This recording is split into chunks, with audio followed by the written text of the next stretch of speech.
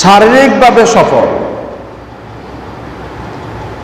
এই যে শারীরিক যে সফল আছে, ভালো আছে, মাহে রমজানের রোজাগুলা রেখেছে, কবুল করার মালিক কে? মাশাআল্লাহ। কবুল করার মালিক কে? সে রবের যখন শুকর আদায় করবেন, রব আপনাকে সুস্থতা বাড়াই দিবেন, নিয়ামত বাড়িয়ে দিবেন।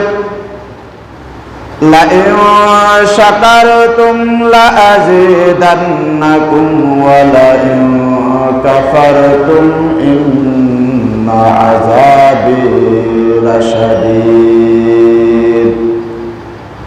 আমার আল্লাহ পাক রব্বুল আলামিন সারা পৃথিবীর সমস্ত মানুষের উদ্দেশ্যে বলেন, তোমাদের কাছে যখন যে নিয়ামত যাবে, যখন যে নিয়ামত যাবে, যখন যে নিয়ামত পাইবা, যখন যে নিয়ামত উপভোগ করবা, ওই নিয়ামতের শুকর আদায় করা কার?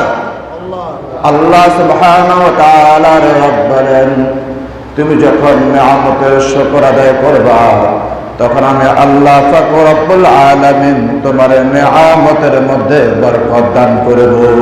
সুবহান।